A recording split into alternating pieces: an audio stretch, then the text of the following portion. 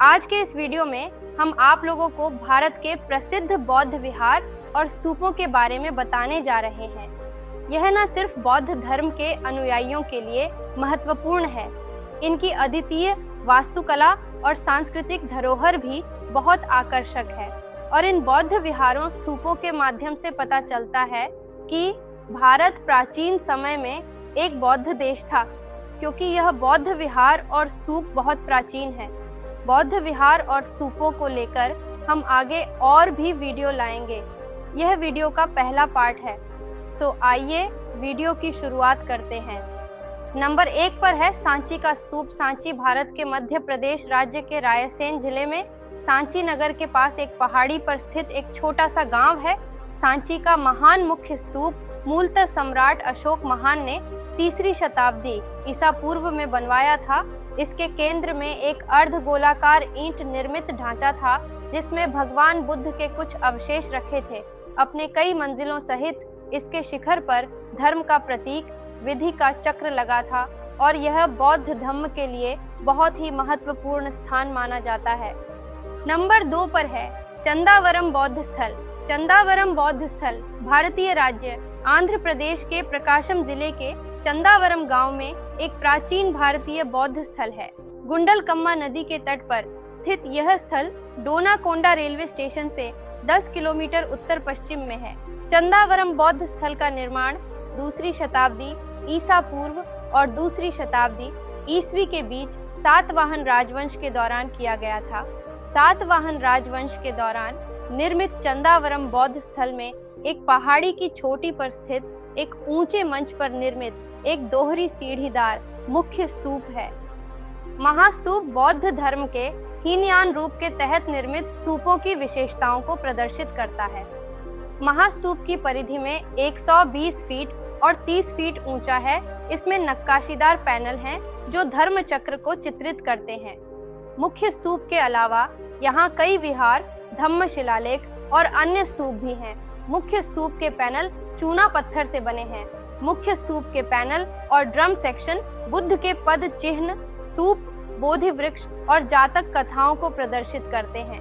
1964 से चंदावरम बौद्ध स्थल की 4 बार खुदाई की गई है और 15 नियमित आकार के और लगभग 100 छोटे स्तूप खोजे गए हैं। नंबर 3 पर है भरुहत का स्तूप। भरुहत भारत के मध्य प्रदेश राज्य में सतना जिले में स्थित एक गांव है। इस स्तूप का निर्माण भी सम्राट अशोक ने कराया था।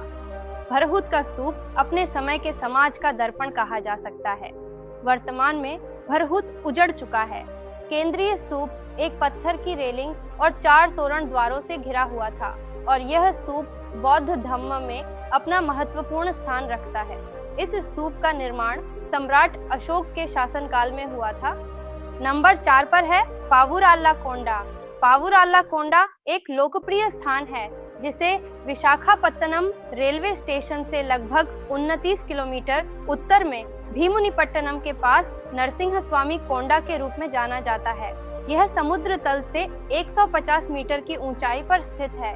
पावुराल्लाकोंडा का अर्थ है कबूतरों की पहाड़ी, लेकिन पहाड़ी में सफेद पत्थर की उपलब्धता के कारण इसे पावुराल्लाकोंडा के रूप में एक और नाम से जाना जाता है। यह एक खंडहर पहाड़ी की चोटी पर स्थित बौद्ध मठ परिसर है।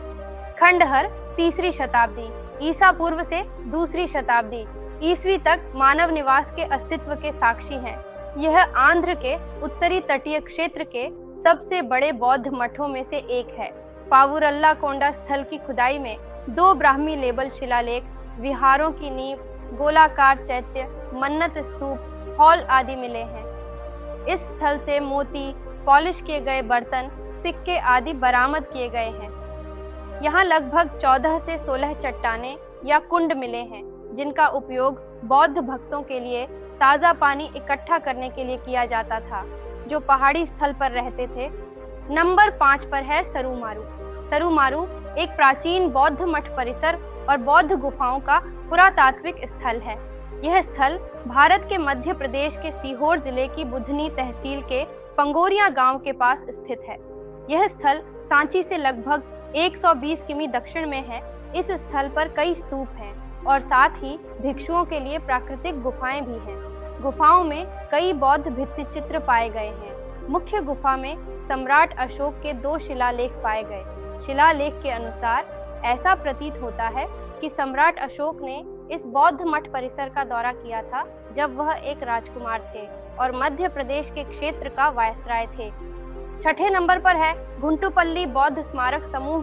गुंटुपल्ले या गुंटुपल्ली बौद्ध स्मारक समूह भारत के आंध्र प्रदेश राज्य के एलुरु जिले के कामवरपुकोटा के पास स्थित है।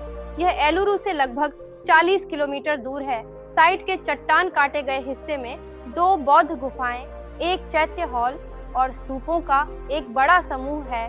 चैत्य हॉल में लकड़ी की वास्तुकला की नकल करने वाला एक दुर्लभ नक्काशीदार पत्थर का प्रवेश द्वार है।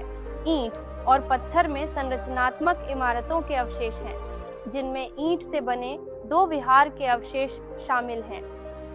साथ ही 2 स्तरों पर खुदाई की गई गुफाएं भी हैं, जिसमें एक असामान्य संरचनात्मक चैत्य हॉल शामिल है। इसके मूल में पत्थर का स्तूप है। ये ज्यादातर 200 ईसा पूर्व के हैं।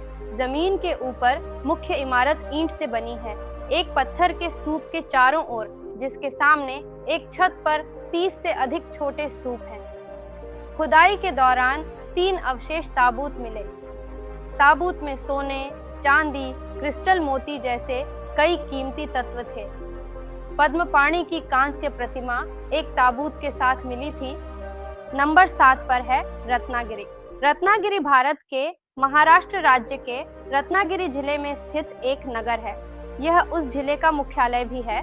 रत्नागिरी में 2 विशाल बौद्ध मठ थे। इनमें से एक 2 मंजिला था। इस मठ में एक बड़ा आंगन था, जिसके दोनों तरफ बौद्ध भिक्षुओं के रहने के लिए कमरे बने हुए थे। इस मठ के अतिरिक्त यहाँ 6 और बौद्ध मठ थे। हजारों छोटे स्तूप, 1386 मुहरें, असंख्य मूर्तियां आदि के अवशेष मिले हैं। इन स्तूपों में सबसे बड़ा स्तूप 47 फीट लंबा तथा 17 फीट ऊंचा था। ये स्तूप 4 छोटे छोटे स्तूपों से घिरा हुआ था। इस स्तूप की सजावट कमल के फूल, पंखुड़ियों तथा मणिकों से की गई थी। नंबर 8 पर है रत्नागिरी, जिसका अर्थ है रत्नों की पहाड़ी। यह एक बौद्ध महाविहार का स्थल है, जो कभी आधुनिक ओडिशा, भारत में प्रमुख बौद्ध मठ था। यह जाजपुर जिले में ब्राह्मणी और बिरूपा नदियों के बीच एक पहाड़ी पर स्थित है।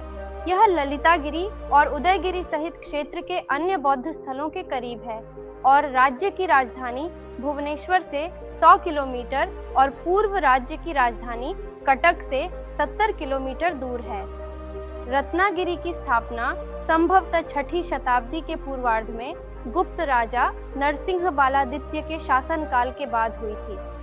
बौद्ध स्मारकों का निर्माण 5वीं शताब्दी ईसा से शुरू हुआ, जिसका अंतिम निर्माण 13वीं शताब्दी में हुआ तथा निर्माण का चरम काल लगभग 7वीं से 10वीं शताब्दी के बीच रहा। संभवतः 16वीं शताब्दी के बाद इस स्थल का उपयोग बंद हो गया तथा यह खंडहर में तब्दील हो गया। मुख्य तत्व एक प्रभावशाली स्तूप थे, जो अलग अलग आयामों के कई 100 छोटे स्तूपों से घिरा हुआ था। 3 चतुर्भुज मठ थे। एक मठ सबसे बड़ा है, जिसमें एक सुंदर नक्काशीदार द्वार, विशाल खुला आंगन, आंगन के सामने कक्ष और बरामदा है, जिसमें एक विशाल बुद्ध के केंद्र में एक विशाल मंदिर है। मुख्य स्तूप 9वीं शताब्दी का है और संभवतः इसे पहले के गुप्त युग के स्तूप के स्थल पर बनाया गया था। ये साइट के सबसे ऊंचे स्थान पर है और इसका आधार चौकोर है, जिसकी दोनों तरफ 47 फीट की ऊंचाई है। स्तूप अब 17 फीट ऊंचा है, लेकिन मूल रूप से यह काफी ऊंचा था। स्तूप बड़ी संख्या में बहुत छोटे स्तूपों से घिरा हुआ है। यहाँ तथागत बुद्ध के साथ साथ बोधिसत्व वज्रपाणि और पद्मपाणि की प्रमुख अच्छी तरह से संरक्षित खड़ी मूर्तियां एक पोर्टिको में आलो में पाई गई हैं। नंबर 9 पर है कुशीनगर का रामाभार स्तूप, जो उत्तर प्रदेश के कुशीनगर में स्थित है। कुशीनगर का रामाभार स्तूप, जिसे मुकुटबंधन चैत्य भी कहा जाता है। रामाभार स्तूप दुनिया भर के बौद्धों के लिए एक महान धार्मिक महत्व रखता है। यह वही स्थान है जहां भगवान बुद्ध का अंतिम संस्कार किया गया था। इस स्थल को 1910 में एक पुरातात्विक खुदाई के दौरान यह विशाल स्तूप प्रकाश में आया। यह विशाल स्तूप 14.9 मीटर ऊंचा है। इस स्तूप के गोलाकार ड्रम का व्यास 34.14 मीटर ऊपर और 47.24 मीटर नीचे है। यह स्तूप बौद्धों के लिए सबसे महत्वपूर्ण तीर्थ स्थल में से एक है। नंबर 10 पर है ललितागिरी, जिसे ललितागिरी के नाम से भी जाना जाता है। भारतीय राज्य ओडिशा में एक प्रमुख बौद्ध परिसर है। यह परिसर स्तूपों, गूढ़ बुद्ध छवियों और मठों विहारों का घर है, जो इस क्षेत्र का सबसे पुराना स्थल है। इस परिसर में महत्वपूर्ण खोजों में बुद्ध के अवशेष शामिल हैं। इस स्थल पर तंत्रयान बौद्ध धर्म का अभ्यास किया जाता था। ललितागिरी बौद्ध धर्म का एक प्रमुख केंद्र है। भारतीय पुरातत्व सर्वेक्षण के भुवनेश्वर सर्कल द्वारा विस्तृत खुदाई 1985 और 1991 के बीच की गई थी। इन जांचों से यह अनुमान लगाया गया है कि उड़ीसा के शुरुआती बौद्ध स्थलों में से एक है। ललितगिरी मौर्य काल से 13वीं शताब्दी ईस्वी तक एक सतत सांस्कृतिक अनुक्रम बनाए रखा। इस स्थल पर 3री शताब्दी ईसा पूर्व से 10वीं शताब्दी ईस्वी तक बौद्ध धर्म की निरंतर उपस्थिति बनी रही। यहाँ पर भगवान बुद्ध की मूर्ति स्तूप और कई बौद्ध विहारों के अवशेष प्राप्त हुए हैं। यह थे भारत के प्रसिद्ध बौद्ध विहार और स्तूप। यह बौद्ध विहार और स्तूप कला, संस्कृति और इतिहास का अनमोल खजाना भी है। आगे अभी बौद्ध विहारों और स्तूपों के बारे में और कई वीडियो आएंगे। यदि आपको यह वीडियो पसंद आया हो तो कृपया लाइक, शेयर और सब्सक्राइब जरूर करें। धन्यवाद।